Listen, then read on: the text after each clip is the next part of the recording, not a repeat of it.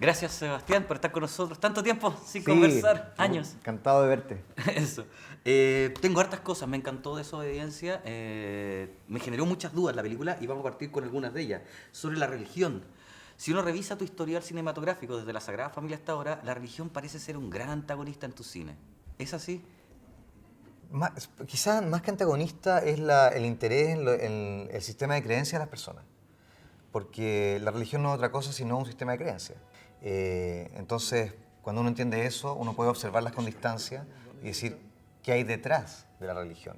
Y es la necesidad de poder sostenerse en un sistema de creencias determinado que te define una cosmovisión del mundo. Y en ese sentido a mí me interesa explorarla, porque ¿qué pasa cuando ese sistema de creencias de alguna forma se ve amenazado? O la fricción entre la ley y el deseo, producto de ese sistema de creencias y sus códigos morales, te ponen en un dilema como personaje. ¿Qué haces entonces? ¿Cambias tú? ¿Te sometes al sistema de creencias o ejerces el poder de la desobediencia?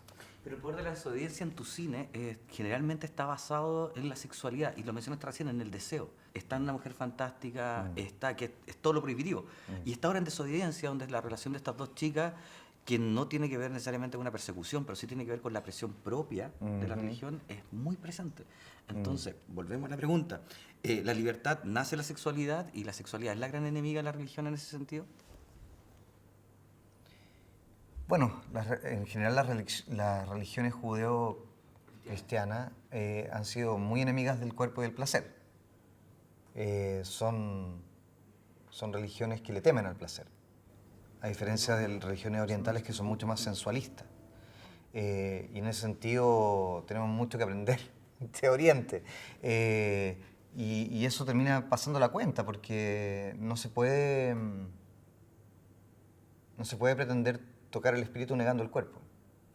Y en Desobediencia eso es un tema central. Ronit, el personaje de Rachel Weisz, huye de ese entorno opresivo, pero pierde su origen. Y Esty, el personaje de McAdams, se queda allí, pero pierde su ser, porque se desconecta de su verdadera identidad sexual. Y en estos días de ritos fúnebres, ellas vuelven a encontrarse, no pueden evitarlo, y en este encuentro la una le ayuda a la otra a reintegrar aquello que tienen escindido. Ronit se reintegra con su origen, aunque da los primeros pasos para eso, y Esty se reconecta con quien ella es. En ese punto, el papel del hombre en este trío, en esta historia de tres personajes, el papel del hombre es claramente una señal machista. Y considerando los tiempos que vivimos, ¿le puede golpear fuertemente eso nuevamente a la religión como un entamento? ¿Es parte de la visión? ¿La religión es machista con estos dos personajes? Bueno, la religión, sobre todo la fundamentalista, ha sido tradicionalmente muy represora de la mujer. Pero en este caso, en Desobediencia, yo creo que si se observa con atención, uno se da cuenta de que la comunidad no es el antagonista. El antagonismo viene de los personajes mismos. Son ellos su principal obstáculo para poder evolucionar. Porque están, no sé, dependiendo de ese sistema de creencias y no tienen el coraje para liberarse de él, o por la propia tosudez o porfía, o por el miedo que ellos mismos tienen. La comunidad no está retratada como monstruosa. Tiene sus luces y sombras como cualquier organización humana. Tiene su sistema de creencias, sus códigos morales, como cualquier organización humana. No es perfecta como cualquier organización humana, ni como cualquier individuo. Hay luz y hay oscuridad. Y el antagonismo está repartido. No hay un solo antagonista. No es el hombre, no es David, no es la comunidad represora solamente, sino que también lo son ellos mismos y sus propias limitaciones. Me parece que tiene mucho que ver con el miedo. Voy a citar una frase de David en la película. Es de mi casa de la que estás hablando. Yo pongo orden ahí. Es como una presentación justa de lo que estás comentando, por ejemplo. Claro, pero yo creo que el viaje de David demuestra una masculinidad posible que es distinta a la masculinidad represora. Porque el tipo es un hombre tremendamente culto, es espiritual, es un líder de la comunidad, es un hombre muy respetado, que tiene que predicar además con el ejemplo, pero que se ve enfrentado a un dilema que le obliga a poner en cuestión su sistema de creencias. Y yo creo que el momento más revelador de ese personaje no es necesariamente cuando él dice, es mi casa de la que estamos hablando, yo pongo las cosas en orden allí, sino que es cuando él dice al final, no puedo aceptar el honor que me ofrecen, no tengo suficiente entendimiento. Yo creo que eso lo revela él y revela una masculinidad posible que me parece a mí mucho más subversiva. Me parece bonito eso que la subversión venga a la duda. Es que no puede venir de otra parte, pues, porque creer tener la razón es súper estúpido. y asumir que no se tiene suficiente entendimiento es tremendamente sabio. Y de ahí pueden venir gestos de generosidad y liberadores mucho más grandes que desde un lugar de autoridad moral. Chile es un país conservador y llegaste ahora justo con una película que hizo cambiar y adelantar el tema de la ley de género, y ahora traes otra película que también tiene que ver con un proceso que también se está viendo en Chile, que son temas presentes. ¿Cómo te sientes tú con este aporte a estos cambios o a este proceso de transición en nuestro país y quizás en el mundo, porque es un tema que está dando vuelta en todo el mundo?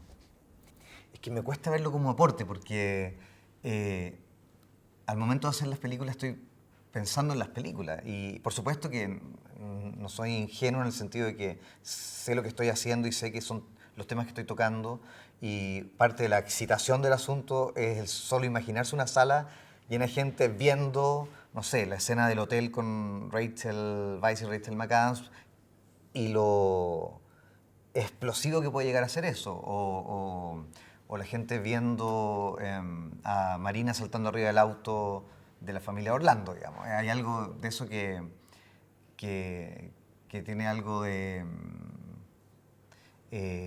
provocación y de travesura, si queréis. Pero no lo pienso como lo pensaría un político, ¿me entiendes?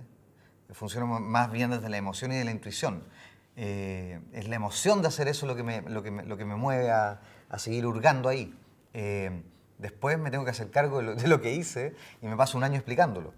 Pero no es como una agenda, no es como, voy a tocar este tema para generar esto. Yo jamás pensé en que de alguna manera una mujer fantástica desde su pequeño lugar iba a contribuir a reactivar la discusión de la ley de identidad de género en Chile o a visibilizar, como lo hizo, la existencia de las personas trans. Yo estaba pensando en lo que me emociona ese personaje y en el gesto de filmar, no sé, a Marina, una mujer que no merece una película, filmarla como si fuera Jean Moreau. Y en el caso de Desobediencia es al revés, es tomar a grandes actrices conocidas, muy famosas, y filmarlas tratando de rescatar un nivel de humanidad y al que quizás no estamos acostumbrados a ver en ellas, digamos, por el tipo de registro en el que solemos verlas en las películas que hacen. Qué bueno que hablaste de la escena de ellas dos. Estaba leyendo algunos comentarios, la escena de Rachel McAdams con Rachel Weisz, que para alguna gente fue sorpresivo ver 6 minutos de escena de sexo lésbico, que se respira muy bien en la película porque todo el resto del tiempo ha estado presionado. Claro. Entonces es un escape. Pero para mucha gente, incluso hay bromas en internet, le dicen Jewish is the warmest color alive, comparándola con Sí. Blue is the warmest color alive. ¿Es una provocación esa escena también o es una necesidad de libertad? Es una necesidad de la historia, primero que nada. La historia necesita esa escena y de alguna forma esa escena es el corazón de la película. Y si bien el guión era relativamente escueto, decía como finalmente hacen el amor y es un placer tan liberador como doloroso, y otra frase más como habían esperado esto tanto tiempo, una cosa así. Yo al ir ya estando en preproducción empecé a darme cuenta de esta escena del corazón y tiene que durar en pantalla. Es todo sobre la duración. Y después el desafío de cómo construir una escena altamente erótica sin desnudo. Y cómo utilizar el fuera de cuadro de manera que el espectador complete la información y genere una participación activa, porque tú le pides entonces la fantasía del espectador y eso alimenta la película. Y luego encontrar la hiperespecificidad de lo que ellas hacen, porque en general las escenas de sexo suelen ser genéricas. Y entonces cuando... Y un poco masculina también. Y claro, es lo que se llama el male gaze, que está muy de moda, la mirada masculina, como que tú filmas para ti.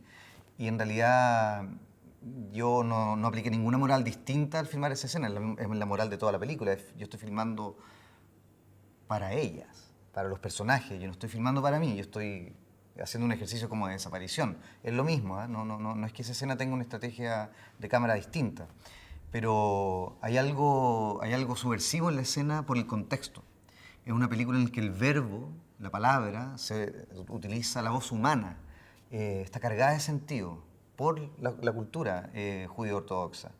Entonces, escuchar la voz humana siendo usada para el placer y los quejidos del placer se convierten en pura liberación y tienen una fuerza que desafía el orden. Entonces, yo creo que eso es lo que le da tanta potencia y, por supuesto, la entrega de ella. O sea, ellas dos se entregaron a una escena que yo la veía el otro día, la vi en Nueva York después de 6 meses de novela y decía, wow. Se la jugaron. Sí, se la qué jugaron generosas, bastante. Qué valiente. También se la jugó la guionista, que si bien entiendo, cambió varias cosas de la novela, suavizó algunos personajes, como el tío, sí. Que el tío que era mucho más grave en su novela original. Tú trabajaste con la guionista de Aira. ¿Cómo fue eso? Trabajaste con un equipo increíble, aparte. Está Danny Cohen de director de foto. Tenía Danny Cohen. Sí. ¿Qué es esos lujos que de repente aparecieron de golpe, sin desmerecer los equipos que hay trabajado acá, que son maravillosos? Por supuesto. Pero estos son nombres que han estado habitualmente en la palestra de las nominaciones al Oscar. ¿Cómo se sintió eso? Como un lujo, O sea, Rebecca Lenkiewicz es una autora teatral muy respetada en Inglaterra, además una guionista súper potente. Y, o sea, colaborar con ella fue un gran lujo. De nuevo, gente de súper buen nivel, digamos, y también trabajar con Danny Cohen, genial. O sea, es una eminencia en Inglaterra, es una institución. Tiene su equipo, tiene su gente que lo quiere mucho, que filma todas las películas con él.